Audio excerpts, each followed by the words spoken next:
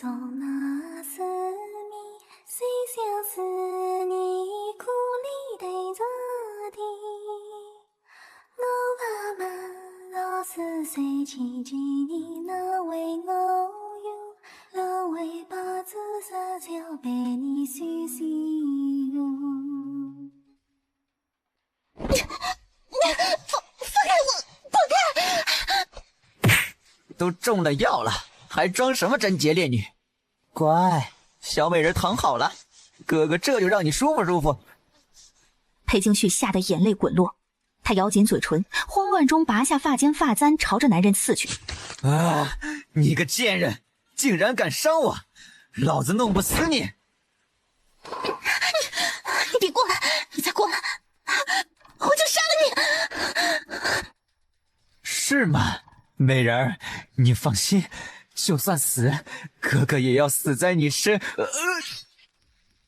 荣建雪手中持剑，眼神冷厉如雪。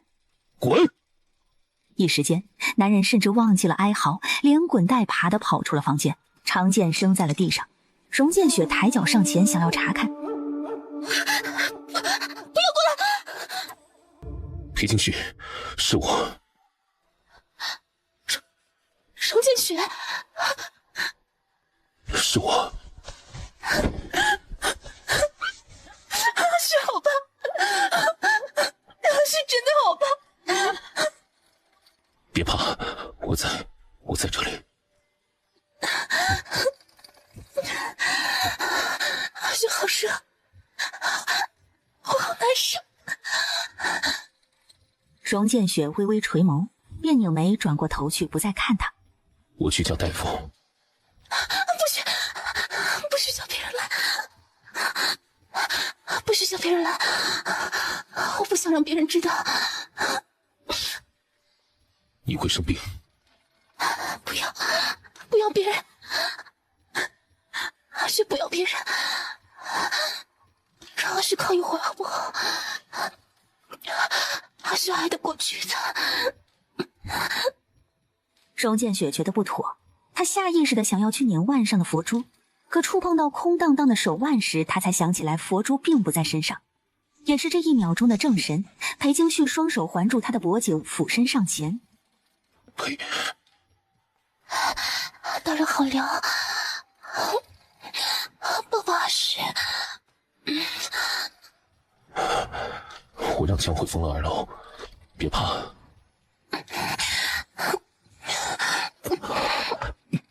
女子闻言，微微挺了挺腰身，下巴抵在男人的肩膀上，像是发泄自己的不满一般。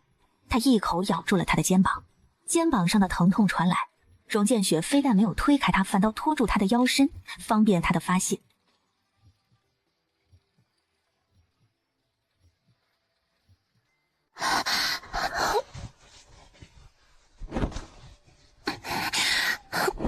为什么才找到我？你为什么现在才来救我？你知不知道，我都想过用发簪自尽了。我不想受屈辱，你为什么现在才来救我？是我的错，我来晚了。身上的女子还是哭着，她跨坐在他身上，挣扎着晃动几下，下一秒便被荣建雪拖起腰身上旋几步。男人的手掌宽大，一只便能缚住她的后腰。不许碰腰！那只拖着他腰身的手便像是被岩浆烫伤一般陡然移开。你别乱动，好不好？他再倒打一耙。荣建雪微微合眼，两只手只能虚虚地扶在他的腰上，喉结上下滚动。好，若是今天就这么结束，我费尽心思演这么一出，那该多可惜啊！大人，你怎么头上出汗了？阿旭帮你吹一吹。裴京旭双手环着男人的脖子，整个身体都压在了他的身上。他又想还我什么？两只玉手不经意地划过他的脊背，指腹缓缓向下，像是在数着他的脊梁。他胡言乱语着，腰肢如柳，纤细柔软。荣建雪薄唇抿紧，拧眉不去看他，是情药的作用。他该清楚的。裴京旭垂眸，如湿滑的长蛇一般攀附上男人的腰身，张口轻咬了咬男人的下巴。荣建雪瞪大眼睛，慌张又阴沉地朝他看去，并不疼，甚至于他而言算不上什么力道，但却有些痒，让他灵台乱了3分。他下意识地往后收了收腰身，可才有这个趋势，女人那柔嫩的腰肢便跟着贴了上去。夫君，你为什么要躲着阿旭啊？夫君。荣建雪愣了愣，随即眸光一沉，就连横在他腰间的手力道都重了几分。二郎，你看看阿旭啊。是情药的作用，我该清楚的。他认错了人，他曾说我与玄州长得很像，他似乎总是将我错认成别人。我是谁？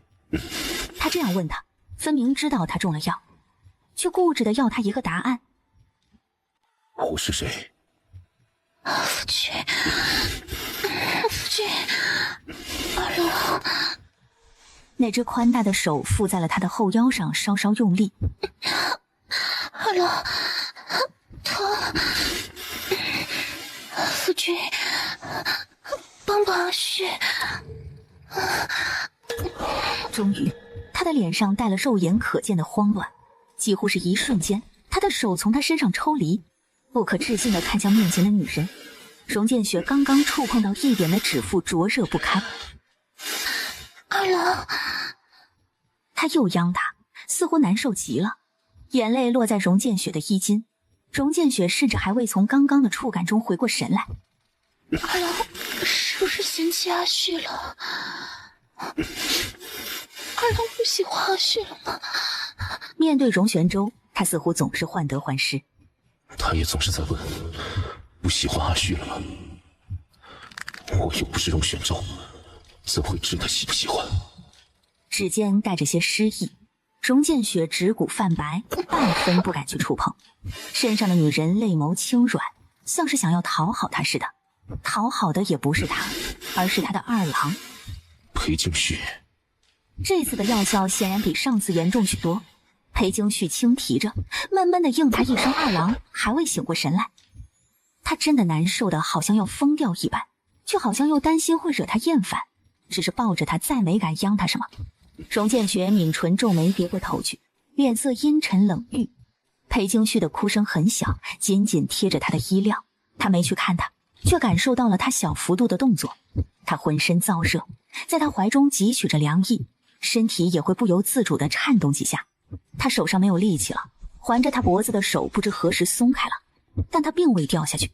荣建雪扶着他的腰肢，让他稳稳地坐在他的怀中。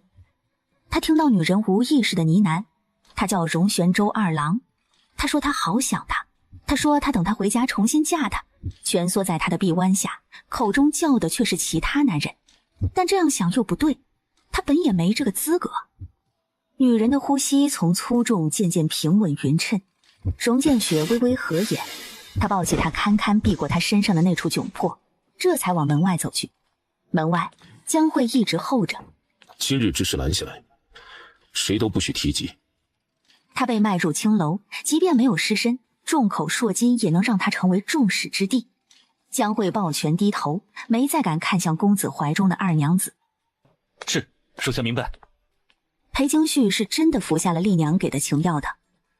若不如此，依照荣建雪的洞察力，肯定会察觉到异样的。只是他服用的少，大概还能控制自己的举止就是了。姑娘，您终于醒了，您都要吓死奴婢了。荣建雪呢？姑娘，长公子昨日被鞭笞了。什么？昨夜长公子安置好姑娘后，便去了宗祠，自请了家法。荣建雪也没犯错，为什么要自请家法？姑娘，您不知道，昨日老夫人与她手底下的婆子不肯说您在哪儿，长公子他对婆子动了私刑。看来这一次，荣氏歪打正着，倒是帮了他大忙了。红药告诉他，荣氏被禁足在了主宅，若是没有荣百茂准许，不能远离。你的意思是，荣建雪不仅自请了家法，还将荣氏所作所为告知了荣百茂？可不是，姑娘您是没看到，荣老爷都要气疯了，拉着荣老夫人就要去祠堂。荣百茂不过也是做给荣建雪看的。为何？按理来说，长公子是老爷的儿子，老爷为何要做这些给长公子看？如今荣府往大了说，家中男丁皆为朝廷命官，是官家的左膀右臂；往小了说，荣府家风森严，是京城上下官员百姓效仿的楷模。荣百茂最看重这些，自然不可能让一个荣氏毁了荣家这么多年积下的声望。再者，如今荣建雪是官家面前的红人，莫说荣百茂了，即便是当今太子与官家的关系，都不一定比荣建雪来的密切。二娘子，我家公子说您的病还没有养好，血仗的事不急。荣建雪在躲他。江侍卫，这是我自己做的一些糕点，劳烦你拿给大人尝尝。二娘子放心，属下这就给公子送过去。书房，荣建雪正在翻看公文，轻咳一声。荣建雪一手抵在唇边，咳嗽的震动带起他后背的伤口，让他微微蹙眉，视线不经意下移，目光从那些晦涩急曲的公文落在了那只呆丑的貔貅上，只一眼就移开了眼睛。公子，他好些了？是，属下今日看二娘子已经没有大碍了。公子，这是二娘子托属下给您的。二娘子对公子真好，这些糕点旁人想吃还吃不着呢。说者无意。荣建雪微微蹙眉，突然想起那事，他即便是中了药昏迷过去，嘴里唤的都是玄州的名字。你有多喜欢他？阿旭对二郎的喜欢，就如同父兄对神父的敬重般长远。哪有什么与众不同、独一无二的糕点？他学会做点心，学女工，本就是为了讨玄州开心的，与我何干？荣建雪眯了眯眼，低头去捻袖间的佛珠，冷声吩咐：拿走，不吃。一连5天，裴京旭每日都送了糕点过来。江慧的脸圆了些。二娘子，大人他还是不肯见我吗？二娘子这是哪里话？是公子担心您的病情未愈，想让您多疗养一些时日。啊，那江侍卫可不可以帮我通传一声，就说我已经休养好了，可以继续上课了？二娘子，您稍等，属下这就去通传。啊，劳烦江侍卫了。想要一直躲着我，那可不行。那个二娘子，公子他说最近公务繁忙，学仗的事不急，您先安心养病，待公子他理清之后再学也不迟。理清？等你理清了，我岂不是白忙活了？啊，好，我明白大人的意思了。哎，二娘子，您是要回西院吗？啊，今日天气好，我去名下成衣铺转转，看看自己能不能学一些经营商铺的东西。江慧见裴京旭只身离开，急忙往书房的方向跑去。布行、钱庄、胭脂铺，裴京旭名下的商铺数不胜数，也不怪荣氏觊觎他的嫁妆。他的嫁妆，但凡是人看一眼，那礼单便没有不艳羡的。当初裴家还在时，家底殷实，是真正富可敌国的存在。只是后来因为受到朝中谋逆一事牵连，裴氏被抄了家，家中老小下人无一幸免。那时候她已嫁给了荣玄州，不算作裴家人，因此逃过一劫。裴京旭从前也一直觉得荣家有恩于他，对荣氏极尽讨好，即便知道荣氏打他嫁妆的主意，也没有一句怨言。裴京旭觉得自己以前被笔者写得挺蠢的。裴京旭，你还敢出现在我面前？沈小姐，好久不见。哼，裴京旭，你就这么喜欢抢别人的东西啊？七夕时跟我穿同样布料的衣裳，还不知羞耻往少妇大人身上凑，如今就连一身成衣都要同我抢了，你就只会靠抢别人的东西过活吗？沈小姐，我家大人何时成了你的东西了？你，裴京旭，你还要不要脸？整日缠着少妇大人，你究竟是何居心？哼，怎么，如今你丈夫死了这才2年不到，就已经按耐不住想要去爬少妇大人的床了？裴京旭，你怎么这么贱啊？沈小姐，请你不要羞辱我，更不能羞辱少妇大人。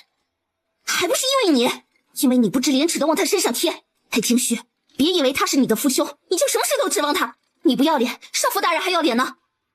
沈小姐觉得是我缠着少妇大人？当然了，不然如何？难不成还是少妇大人缠着你不成？裴清旭，你要不要脸？你以为你是什么人？你是不是觉得全天下的男人都喜欢你？也对，你若是用身子去换，说不定会有男人。看来沈小姐还是没有学会谨言慎行。少妇大人，让丞相大人来荣府见我吧。今日沈小姐的所作所为，不是登门致歉那样简单了。少妇大人，是裴清旭，明明是他心怀不轨，意图勾引您，我是在帮您啊。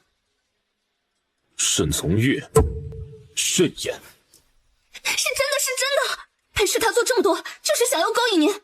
他是见荣玄州死了，担心自己没有了倚仗，才想要勾引您，想要借您的事在荣府活下去。江慧，沈小姐，您再胡言乱语下去，便是诬陷朝廷命官了。沈小姐，我与少妇大人清清白白，从未有过半分私情，从前不会有，以后也不会有。希望沈小姐不要污蔑大人。裴京旭身后，荣建雪垂眸看向女人的背影，她的身姿纤瘦娇弱，稍稍蜷了蜷肩膀，似乎是要哭出声来。她上前几步，递了手帕上去，示意她擦眼泪。今日之事不会传出去，安心。多谢大人。像是反应过来，裴京旭受宠若惊般后退几步，与男人隔开了距离。那只拿着金帕的手便悬在了半空中，微微顿住。从前是你躲我，现在也该调个位置了。大人怎么来这里了？公务处理的差不多了，随便出来走走。随便走走？随便走走就能来花想荣遇到我，那也很是凑巧。账本呢？少妇大人，拓本已经送去荣府了。不是拓本，是原账本。哈哈，少妇大人，二者也并未有什么区别。您既没有区别，给他看看又如何？哈哈，是。你先看，自己能不能看出问题来？裴京旭接过账本，他其实随意扫一眼便知道了这个账本是假的。荣建雪垂眸看他，看不出也。去年倒春寒严重，春雪丧了蚕丝，丝价贵了5倍不止。这账面上的价钱似乎比往年桑蚕丝的价格还要低一些。荣建雪瞳孔稍稍动了动，他垂头看向面前的女子，一时间竟忘了自己要说什么。大人，妾说的不对吗？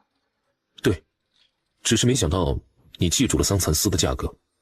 妾太笨了，许多账面上看不出问题，所以只能死记硬背那些商品的价格。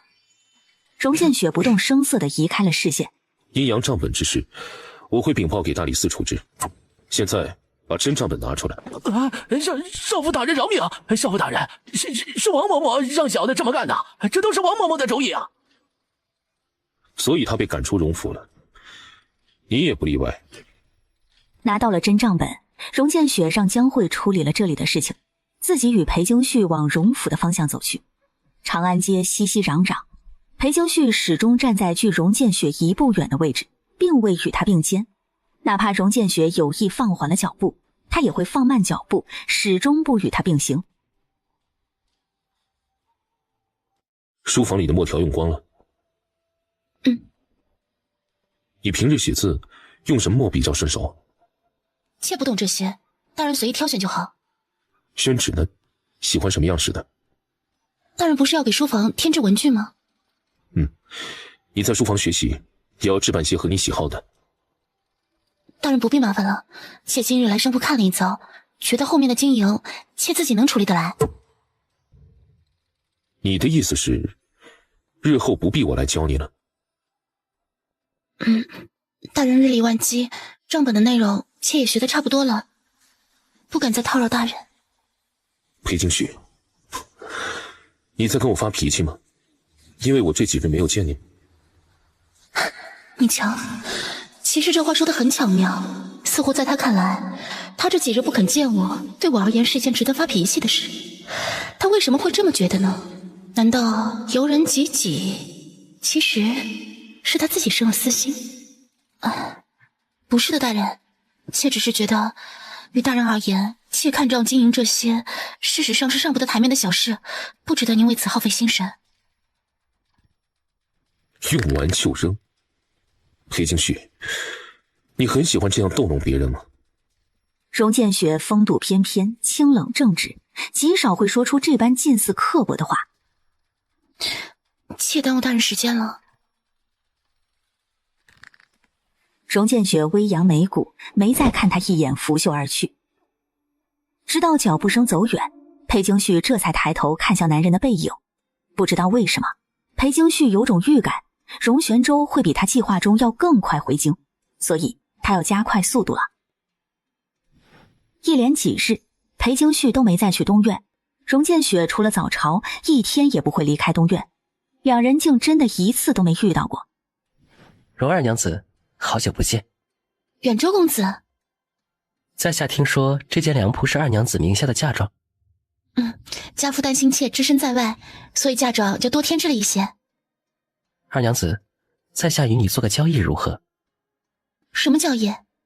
二娘子将粮食以低于市价1半的价钱卖我，3个月后我5倍还你，如何？3个月后，3个月后似乎是秋收，有这种好事？自然。说当真有这种好事，远州公子怎么不去和旁人交易，倒想起妾来了？这桩交易我只愿与二娘子做。前世沈千帆并未与我做过这个交易，如今来说这件事情无非是看在荣建雪的面子上先礼后兵。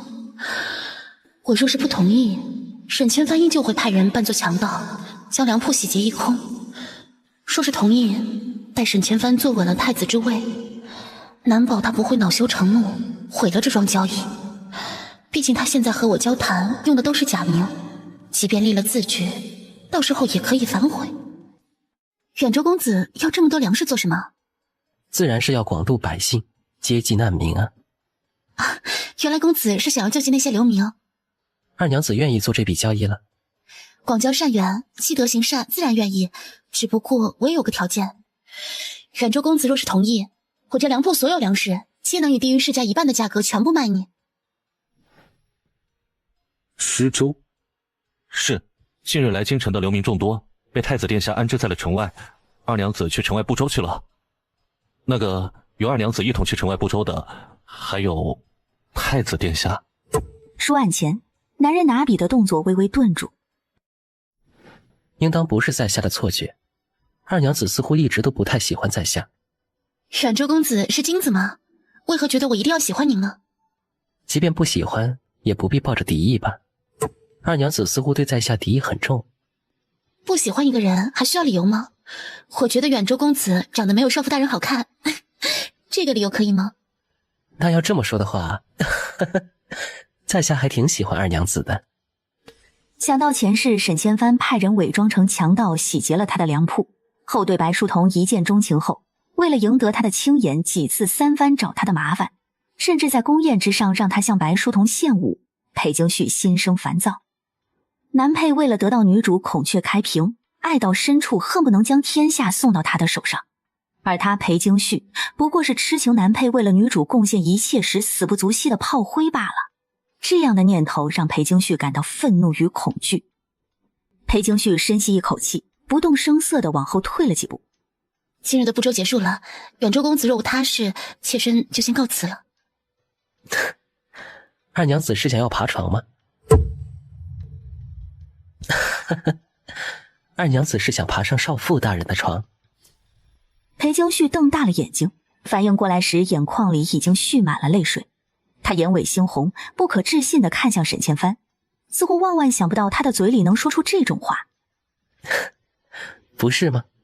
二娘子几次3番出入少妇大人书房，难道不是想自荐枕席？原来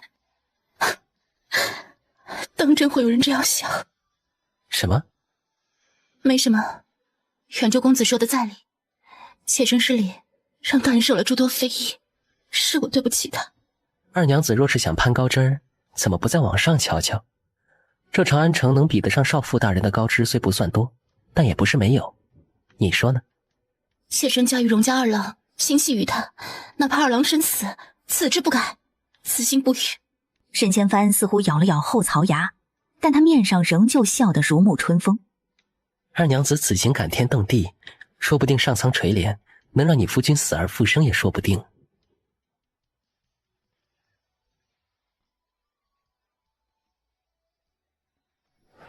大人，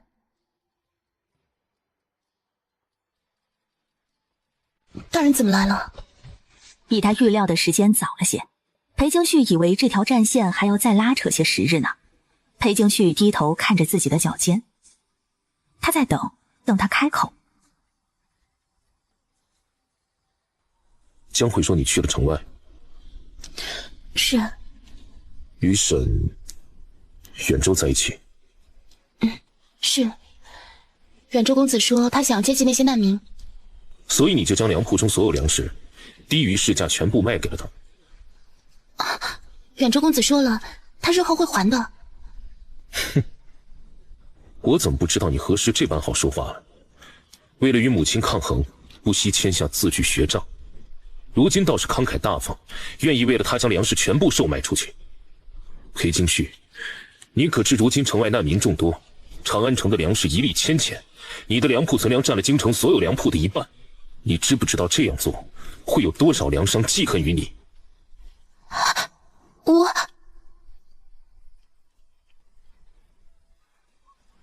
裴京旭，你为了帮他连自己的性命都不顾了吗？荣建学也不知道自己在说什么，他今夜前来本是想要跟他说清楚利害关系，让他这几日都不要出门，让他不要被那些粮商抓住把柄，至少不是来凶他的。可他不知道自己现在在做什么。他今日在外面布周一整天，沈千帆就在他身旁，他随意低下头去，外人便能看到他那半截白皙的脖颈。天气燥热，燥得他心烦意乱。为什么要提他？为什么要提沈千帆？他自己都不清楚。我没有。裴京旭，我教你看账经营，不是让你做亏损生意的。在大人看来，妾做的任何决定都是错的。裴京旭，眼泪不能总替你辩白。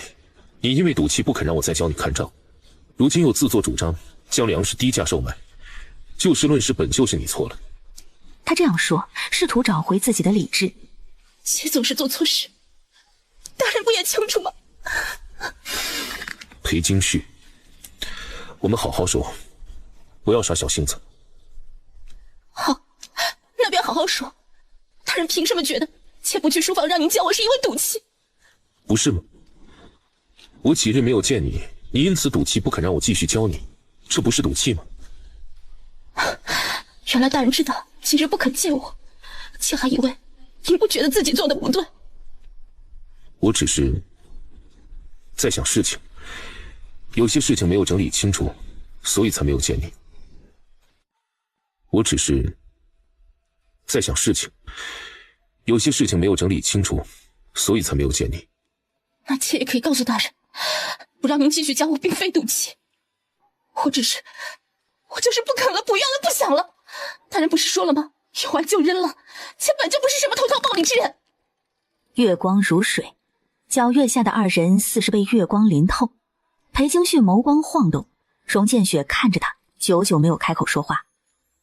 最近几日我让江慧陪你出入荣府，教你一事，你若不愿那便算了。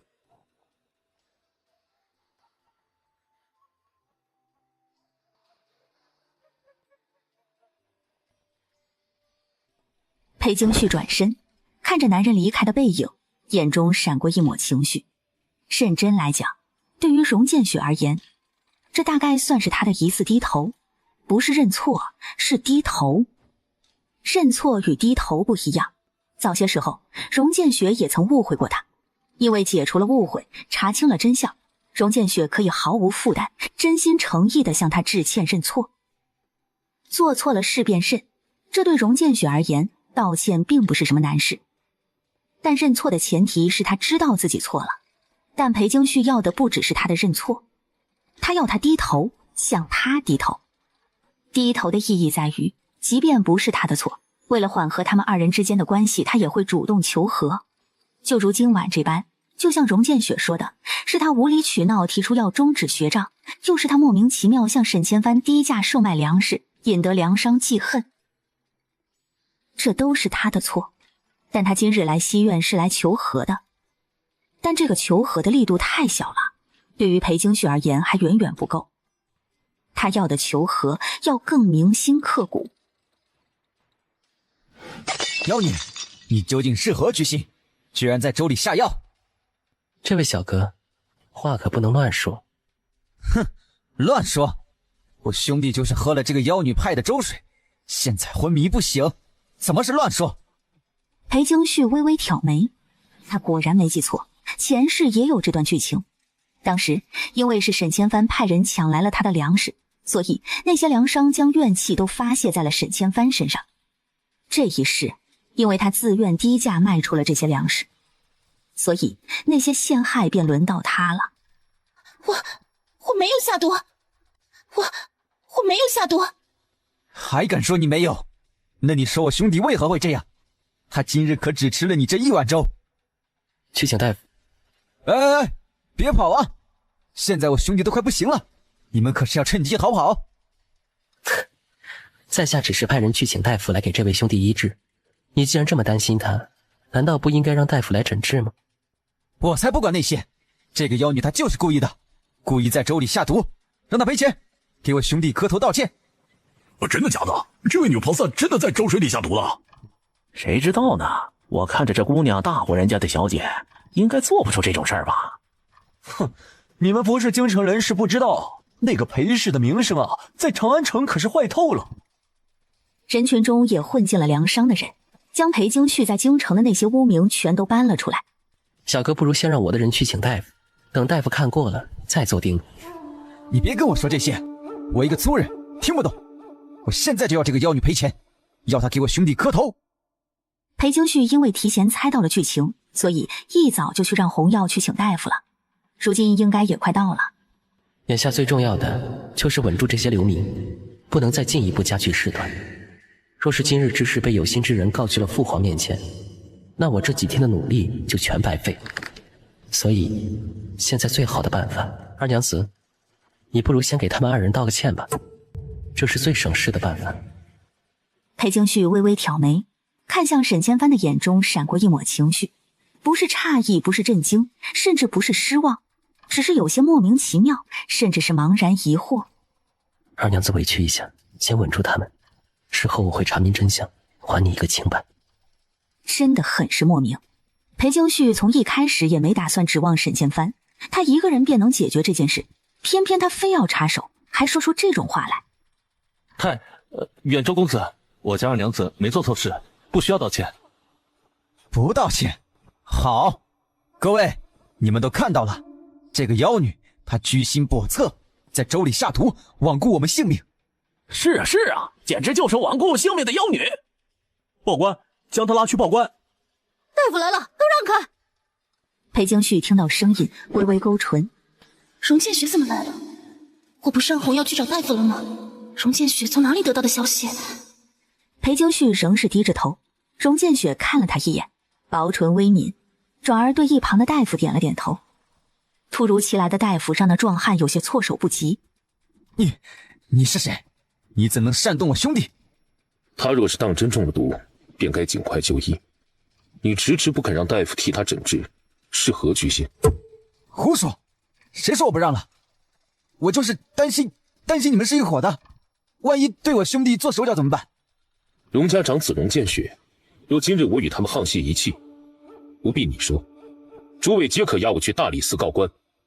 荣家长子荣建雪，若今日我与他们沆瀣一气，不必你说，诸位皆可押我去大理寺告官。这位患者，我说中毒，身体无半分异样，十分康健。江慧，将两人押去大理寺，让他们交代清楚同伙。少妇大人饶命啊！我们是一时鬼迷心窍，只是想要跟裴二娘子开个玩笑啊。性命安危，女子生育，岂是你们能拿来开玩笑的？江慧会意，一手拎着两个男子将他们押了出去。流民群中的几个男子见状，灰溜溜地逃走了。诸位，我以太子少妇的名誉担保，粥水中不会有任何问题。裴氏莲慈诸位流离失所，将粮铺中所有粮食低价售出，心怀慈悲，望诸位不要错信歹人，伤了他心。所以他是来给我作证的。荣建雪并未停留，他侧目看了一旁的沈千帆一眼。跟我来。沈千帆微微欠身跟上了荣建雪的脚步。裴京旭看着两人离开的身影，嘴角勾起一抹笑意。沈千帆，沈千帆，接下来就看你的表现了。东院书房。胡闹！你明知低价买了他的粮食会让梁上怨恨于他，还偏偏要将他拉下水。太子殿下，臣教你的君子礼节，你全然忘记了吗？少妇大人息怒，学生也是没了法子。父王那边急于看到成效，整个长安城只有二娘子粮铺的粮食够供给难民缓解。裴氏他尚且不懂这些，你怎能利诱哄骗于他？今日若不是有大夫在场，你难道当真要让他去给那些人致歉？不过是磕头认个错而已，之后查明真相，学生会还他一个清白的。沈千帆！听到荣建雪这样叫他，沈千帆终于意识到不对，他弓下身去朝着荣建雪拱手听训。她一介女子，本就活得不易，哪怕你之后还了她清白，世人非议，众口铄金，你又该如何补偿她？少妇大人教训的是学生妄言了。只是先生，并非是学生哄骗二娘子低价售卖粮食，二娘子同学生提了条件的。什么条件？二娘子没有告诉先生吗？她之所以肯将粮食低价卖给学生，是因为学生答应了她的条件。二娘子说救济流民的美名要分给先生一半。有一瞬间，荣建雪只觉得有些头晕，脑海中是有闷雷炸响。你说什么？看来二娘子当真没有告诉过少妇大人，当初学生找到二娘子想跟她做这笔交易，二娘子说她可以半价将粮食卖给我。只不过难民若是问起接济他们的是哪家人，必须有荣家大郎的名头。换句话说，少妇大人，二娘子在用自己的粮食与银钱替您博美名呢。妾身见过大人。为什么做这些？什么？大人指的是什么？既不肯让我教你学掌，又为何要替我博那些好名声？大人在说什么？妾不明白。所以，你肯低价卖出那些粮食，不是因为他，是为了我。大人误会了，妾只是不想让远州公子难做，所以才答应了他的要求，没有别的想法。裴京旭，你对我避而远之，又暗地为了帮我博名声与他做交易，你究竟想做什么？裴京旭低着头，弱不禁风的身躯蜷了蜷，许久。妾想做什么？妾能做什么呀？大人因我被众人非议，沈小姐说妾不该纠缠父兄，远州公子猜忌妾想要爬上您的床，妾能做什么呀？妾的夫君已经死了，妾也不在意什么名声，但是大人您未嫁娶，怎能被我这种祸害拖累？妾不在意他们如何羞辱我，但是大人风光霁月，菩萨心肠，我总不能整日出入大人的书房，平白让您遭受这些折辱。我只能这么做，我只能远离大人，替您挽回一些名声。若不是大人仁慈，我与大人反也不该有什么交集的。他低声吼着，声音传到荣建雪耳中，震耳欲聋。沈小姐说的对，说您不是我的父兄，根本就不会帮我处理这些事情。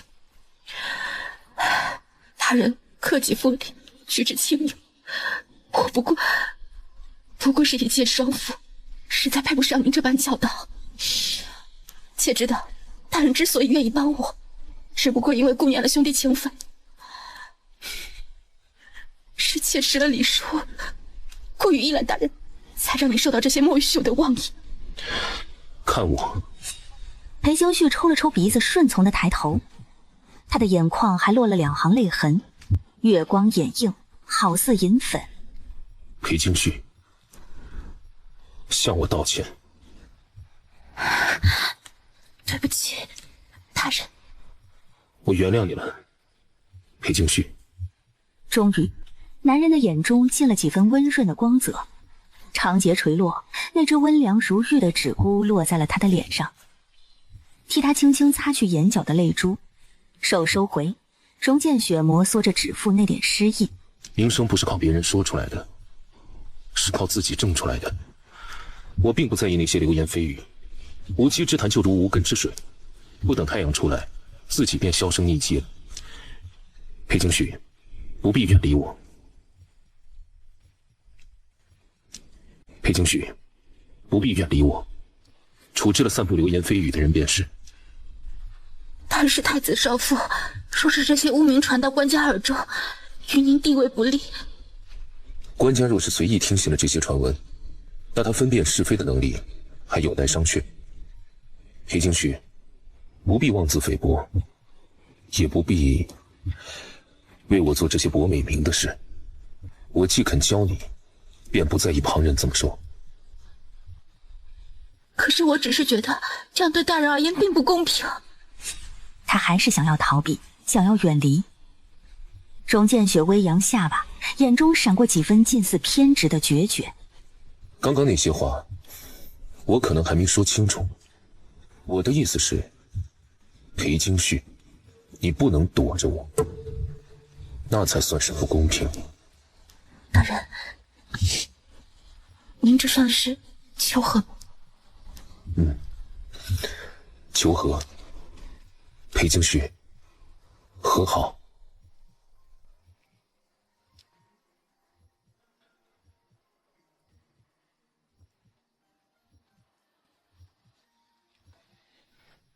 大人，阿旭还在服丧期内，去参加丞相大人寿宴，实在不妥。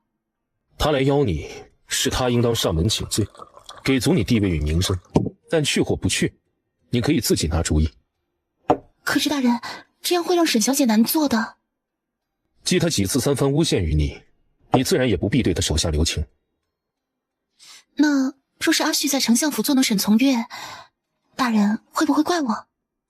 荣建雪闻言，认真思忖片刻，继而点点头。可以。大人不怕阿旭给您惹出祸事？他做的不对又不知悔改，总不能让你一直受委屈。况且我在你身边，总不至于让你做得太过火了。原来背靠大树好乘凉是这种感觉。裴景旭终于知道什么叫做狐假虎威了。可惜了，婆母与公公不会允许阿旭赴宴的。只要你想去，父亲与母亲那里我去说。婆母与公公不会同意的，毕竟阿旭还要为二郎服丧。此次沈氏亲自来迎接你，在外人面前做足了面子，即便是父亲母亲也乐意看见荣家与丞相府交好，所以你只要想去，此事并不难办。但是那些宾客会不会同上次一样议论阿旭？有我在，便不会。谢谢大人，大人对阿旭真的太好了。荣建雪收回了落在他脸上的视线。朝中传来消息，说年后会追封玄州封号，届时应当也会封你为诰命。裴景旭手中的茶盏掉在了地上，那滚烫的茶水溅在了他的裙摆上。荣建雪见状拧眉起身，拉着他的手腕远离那片狼狈。怎么了？伤到哪里没有？追封，如果没记错的话，上一世就是追封仪式前一天，荣玄州带着白书童凯旋回京。追封仪式不是还有1年多才会举行吗？怎么这一世会这么快？年后，那岂不是就说荣玄州年后就回来了？比计划中要快1年。怎么了？伤到哪里没有？没事。妾已拿了荣家的休书，想来这诰命是不会落在妾头上的。他自然不会被封作诰命。上一世荣玄州凯旋归来，用他一身军功给白书童换了身诰命，人人都艳羡他的身份地位，他这个糟糠之妻反倒成了被嘲笑的对象。荣建雪闻言稍稍垂眸，掩下了眼中的沉色。休书是母亲代笔，你替玄州扶丧之事众人皆知，不必妄自菲薄。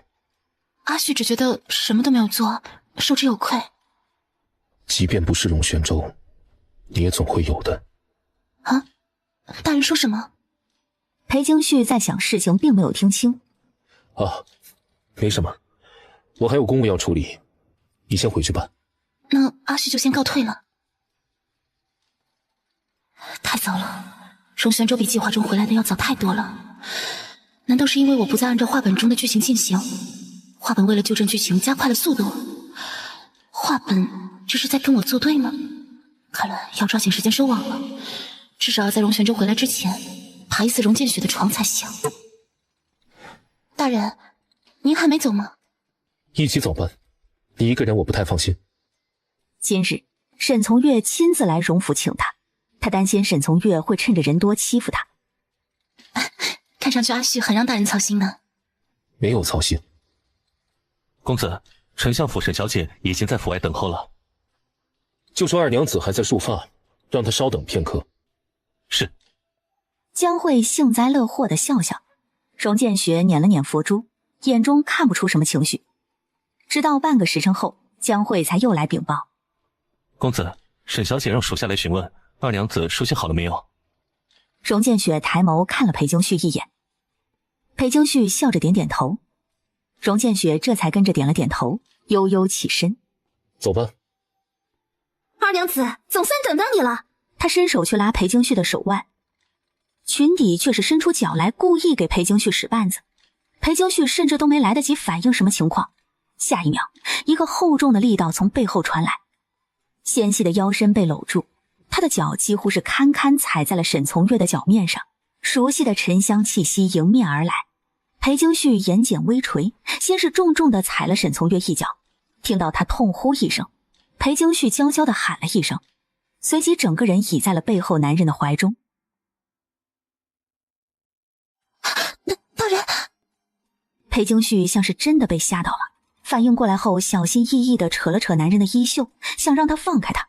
荣建雪微微拧眉，松了手上的力道。少妇大人，您也在啊。荣建雪余光扫了沈从月一眼，并未开口说话，只是再次垂头看向裴京旭。伤到了吗？没有，多谢大人。我去外面等你。二娘子笑什么？没什么，只是觉得沈小姐身为丞相嫡女，的确蠢得可爱。你说谁？沈小姐，咱们该走了。若是耽误了丞相大人的寿宴，那可不好。沈从月生生被裴京旭的话憋了回去，他恶狠狠地剜了裴京旭一眼。哼，叫你在外头等着了，裴二娘子。马车停在了丞相府外。少妇大人，爹爹说今日客人太多，孔四姐照顾不周，所以想让阿月多多侍奉少妇大人一些。荣建雪神情不变，目光掠过沈从月，看到了不远处的裴京旭。大抵是极少来这种人多的地方，女人站在人流之中略显拘谨。她那张脸也实在好看，即便一身素衣裙袍，姿容貌美，身量谦谦，便有不少公子贵人凑上前去。荣建雪微微拧眉：少妇大人，阿爷带您去。不必。他抬步朝着裴京旭的方向走去。姑娘是哪家的？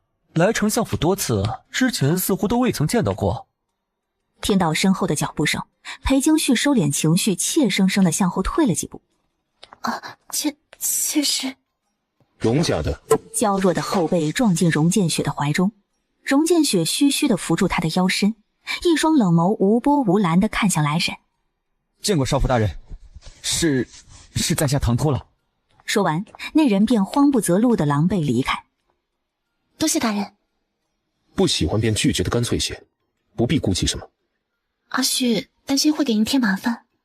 我若是怕麻烦，便不会让丞相邀你赴宴。不喜欢便说不喜欢，纠缠下去只会让别人得寸进尺，心怀幻想。好，阿旭记住了。裴氏，我同你说过吧，让你不要纠缠少妇大人。看来你是半分也没听进去。裴京旭微微歪头挑眉，似笑非笑地看向沈从月。你笑什么？沈小姐，您为何觉得是我纠缠着他？不然呢？难不成还是少妇大人纠缠你不成？沈小姐，我们打个赌怎么样？赌什么？举起手中的酒杯，裴京旭漫不经心地在手中转了几圈。大人。群臣之中，与众臣子侃侃而谈的男人循声看了过来。妾能喝酒吗？自己想喝，还是外人要你喝？自己想喝，还是外人要你喝？是妾自己想喝。少喝些。好，妾记住了。荣建雪不疾不徐地移开了视线，又慢条斯理地同众人交谈起来。裴京旭将酒杯中的酒水一饮而尽，他转动着酒杯，一脸戏谑地看向已经震惊在原地的沈从月。现在呢？沈小姐还觉得是我纠缠她吗？大概是作为恶毒女配的后遗症，裴京旭很喜欢仗势欺人、狐假虎威的感觉。裴京旭，你得意什么？少妇大人心怀慈悲，她不过是看你死了丈夫，这才对你宽容一些的。哦，是吗？哼，生辰宴时我说有荣玄州的消息，倒也不是全然骗你的。裴京旭，你不如猜猜看，若是荣玄州当真从战场上死里逃生回来了，能给你带来什么样的惊喜呢？裴京旭闻言，脸上的笑意骤然冷了下去。沈从月勾唇轻吃，没再理会他，转而坐回了自己的位置。听沈从月的意思，难道他也知道荣玄州没死，即将回京的消息？这一世的许多剧情和前世都发生了改变，如果只用前世的经验，恐怕很难再做到运筹帷幄了。裴京旭紧了紧指骨，又看了一眼荣建雪的方向，他已然应付过群臣，将他们悉数打发走了。注意到裴京旭投过来的视线，怎么了？啊，没什么。阿旭觉得宴席上的酒很好喝。进入酒，后进足，不要贪杯。好。无论沈从月究竟知道了什么，我的计划都不会有任何改变。荣建雪的床，我爬定了。想到这里，他低头敛眸，在酒杯里又倒了杯酒，再次举杯一饮而尽。今日多谢诸位能来捧场我这把老骨头的寿宴，各位自便。虽说是寿宴，但到底是群臣云集的地方，自然就少不了官场上的那些议论。众人聊着聊着，便提到了那位荣玄州将军的英武。玄州将军真是一介英雄，一人面对敌军也分毫不退。是啊是啊，有这种将士为云岚守国土，是我们这些臣子的幸事啊。听说二娘子深爱玄州将军，俩人间谍情深，真是一段佳话呀。二娘子一定十分敬爱玄州将军吧？裴京旭脸颊发烫，应当是酒水起了后劲儿。是啊，妾身很爱我的夫君。荣建雪看着手边的酒杯，酒水荡起轻微的涟漪。也不过是几圈波纹而已，静一静便就消失不见了，没什么大不了的。他一直未去看一旁的裴京旭，也并未替他挡酒。他垂眸，指骨有节奏的轻扣桌案，情绪不变，直到一个轻柔的重量落在了他的肩膀。是醉了酒的裴京旭将头搭在了他的肩膀上，清冷又甜腻的花香传来。荣建雪抿唇，他身体有些不自在的僵硬，侧目去看他。怎么了？怎么了？大人，你好像有两个脑袋。荣建雪稍稍合眼，眉眼间带了几分无奈。群臣在场，他也不好做什么，只能轻声道：要不要带你回家？不要，好捉弄沈从月。都喝醉了，还怎么捉弄啊？裴京旭抽了抽鼻子，似乎有些不高兴。他伸手扯了扯他的衣袖。大人，帮阿旭。大人，你帮阿旭捉弄他，好不好？实在不太像话。荣建雪漂亮的眉头微微下压，伸出一只手压住了他扯着他的力道。不好。裴京旭便更不高兴了，内酒的后劲儿确实有点足。裴京旭撅了撅嘴，又去抓他腰带上悬着的玉佩。裴京旭一边摆弄着玉佩，一边闷闷出声：好，大人好，大人最好了。纤纤玉手抚弄过他身上的玉佩，分明不带什么玉色，但却让荣建雪的眸光晦暗几分。再说一次，谁最好？大人最好。荣建雪似乎是对这句话很是受用，唇角勾起几分弧度。我后来听江慧说，沈氏登门致歉时将你当作下人命令，我让他给你端茶布菜好不好？他不动声色地将他手中抚弄的玉佩收回。大人不骗我？不骗你。裴京旭这才高兴了，乖巧地坐回了自己的座位，歪歪头朝着荣建雪的方向看了一眼，示意他准备好了。荣建雪承认，虽是其人之道还治其人之身，但到底带了些徇私舞弊的意味。罢了，沈氏明知故犯，屡禁不止，也该给点教训的。丞相大人之所以让沈氏与裴京旭坐在一处，其实也是默许了，可以对沈氏稍加惩处，让他长个记性。沈小姐，少府大人，和阿月有什么事吗？裴氏醉了酒，沈小姐既说要照顾贵客，不如帮他端茶布菜，多看顾他一些。沈从月脸上的笑容消失不见。少府大人，您是让阿月侍奉他吗？不可以吗？少府大人，我可是丞相府嫡女。那又如何？没什么。有劳沈小姐。沈从月近乎耻辱地移到裴京旭席位前，咬牙切齿道：“裴二娘子，我给你倒杯茶。”多谢沈小姐。裴京旭嘴角勾起，甚至略略挑衅地看了沈从月一眼。沈从月原本想趁着裴京旭醉酒，给他茶水或者菜肴中下点药，让他颜面扫地，但荣建雪的贴身侍卫江慧就直直地站在他们二人身后。别说下药，即便是一杯茶倒得太满了，那个江侍卫都能上前提醒几句。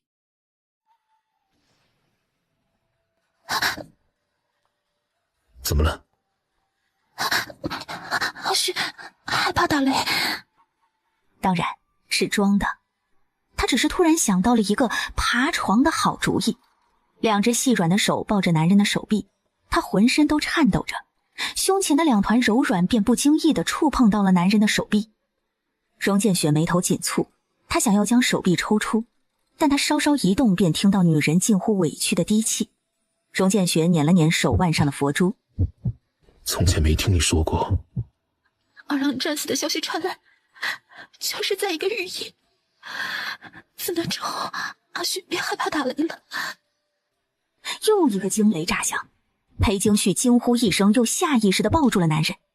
众人的注意力都放在还未摆放整齐的宴席上，并未注意到角落的两人。大人，对不起，我只是……荣建雪的眼中闪过什么情绪，他伸出另一只手，停顿一息，终是附在了他的手背上。若当真害怕，便牵着吧。大人，阿旭同你一起回去好不好？又是一道惊雷炸开，裴京旭瑟缩着身躯坐在马车的角落之中。荣建雪没说话，他走进马车，款款落座。江慧，走吧。是。